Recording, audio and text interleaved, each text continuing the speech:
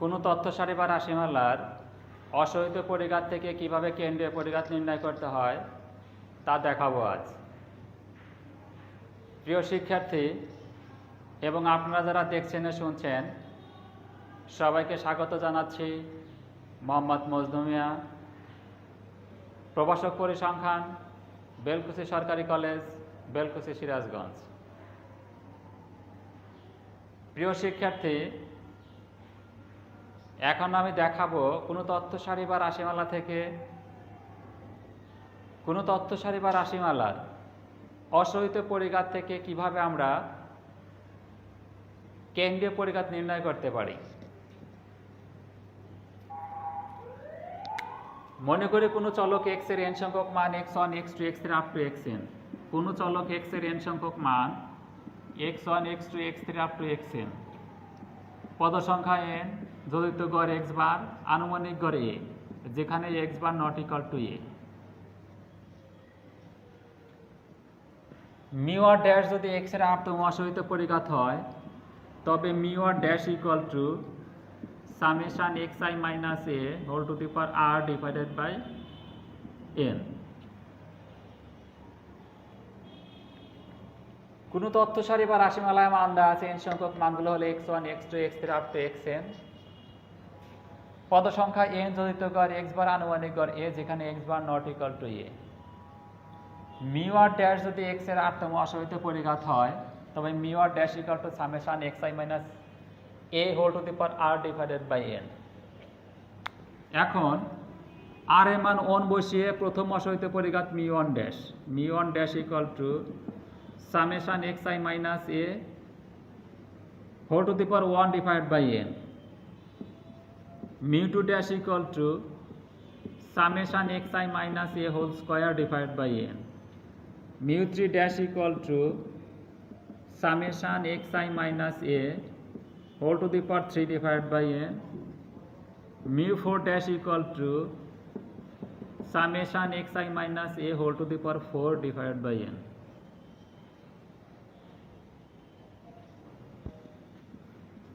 প্রথম, দ্বিতীয়, তৃতীয় এবং চতুর্থ অসহিত পরিঘাত।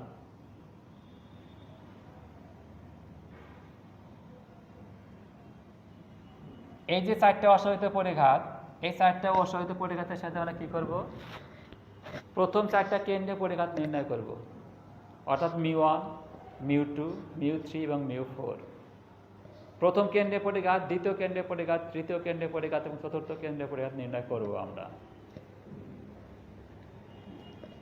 প্রিয় শিক্ষার্থী, একটু খেয়াল করো, প্রথম অসহিত পরিঘাত mu 1 dash. Mu 1 dash equal to summation xi minus a divide by n equal to summation xi minus summation a divide by n equal to লেখা যায়, দেখো, summation xi divide by n, n a divide by n, কেটে দাও n n, x bar minus a। তাহলে দেখো আমরা লিখতে পারি mu 1 dash equal to x bar minus a। এবার প্রথম কেন্দ্রীয় পরিঘাত, মিউ 1।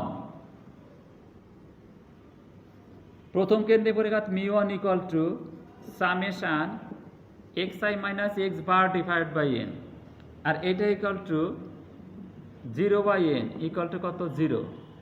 এটা কেন 0? যে কোনো তথ্য সারি বা রাশিমালা যোজিত গড় থেকে তথ্য মানে ব্যবধানের সমষ্টি 0। কোনো তথ্য সারি বা রাশিমালা যোজিত গড় থেকে তথ্য মানের ব্যবধানের যোগফল কত? যোগফল হলো 0। এই কারণে summation xi minus x bar equal to 0, 0 by n equal to 0। অর্থাৎ প্রথম কেন্দ্রীয় পরিঘাত যে কোনো রাশিমালার ক্ষেত্রে প্রথম কেন্দ্রীয় পরিঘাত মিউ 1 ইকুয়াল টু 0। এবার দ্বিতীয় কেন্দ্রীয় পরিঘাত mu 2।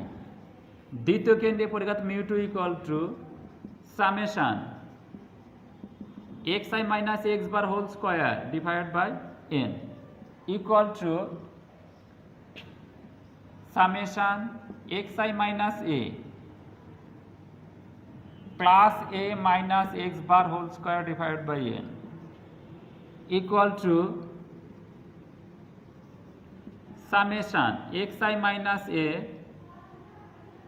Minus X bar minus A এটা whole square divided by N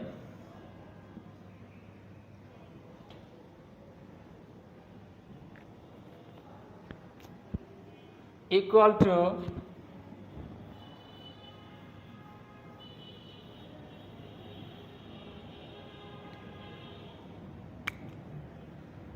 লেখা যায় দেখো এরকম summation x I minus A minus mu one dash whole square divided by N.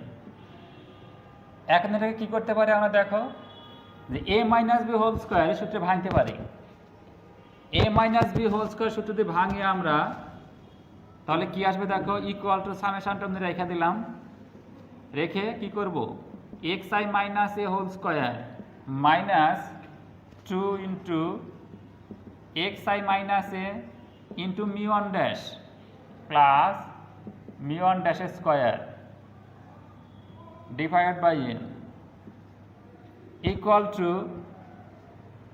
Summation সবগুলোর উপর সামেশন নেব এন দ্বারা ভাগ করব তাহলে কি আসবে দেখো summation x I minus A whole square divided by n minus 2 নির্দিষ্ট মান মিউ1 ড্যাশ নির্দিষ্ট মান সামনে নিয়ে আসলাম। এটা কি থাকবে তাহলে দেখো এটা থাকবে এখানে summation x I minus A divided by N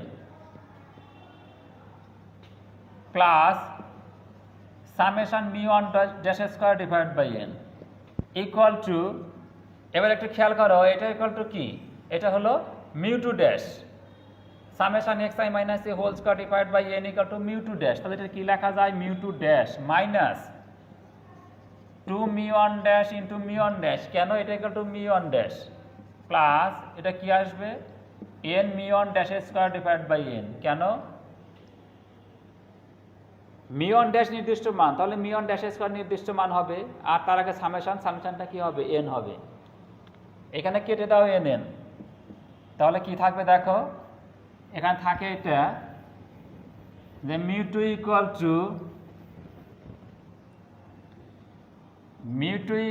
two mu two dash minus 2 mu one dash square plus mu one dash square অতএব mu two dash minus mu one dash square অর্থাৎ দ্বিতীয় কেন্দ্রে পরিঘাত mu two dash minus mu one dash square. তাহলে কি আসলে এটা দেখো যে প্রথম কেন্দ্রে পরিঘাত মিউ1 ইকুয়াল টু 0 দ্বিতীয় কেন্দ্রে পরিঘাত mu two equal to mu two dash minus mu one dash square অর্থাৎ দ্বিতীয় কেন্দ্রে পরিঘাত মিউ2 ইকুয়াল টু প্রথম অসহিত পরিঘাত মাইনাস দ্বিতীয় অসহিত পরিঘাত মাইনাস প্রথম অসহিত পরিঘাতের বর্গ। ঠিক আছে শিক্ষার্থীরা, এভাবে আমরা কি করতে পারবো তৃতীয় অসহিত কেন্দ্রে পরিঘাত এবং চতুর্থ কেন্দ্রে পরিঘাত নির্ণয় করতে পারবো। আগামী ক্লাসে প্রথম দ্বিতীয় তৃতীয় এবং চতুর্থ প্রথম দ্বিতীয় তৃতীয় চতুর্থ অসহিত পরিঘাতের সাহায্যে কিভাবে আমরা তৃতীয় এবং চতুর্থ কেন্দ্রে পরিঘাত নির্ণয় করতে পারি তা দেখাবো। ঠিক আছে শিক্ষার্থীরা, সবাই ভালো থাকো সুস্থ থাকো এই কামনায় আজকের ক্লাস আমি এখানে শেষ করছি। ধন্যবাদ সবাইকে।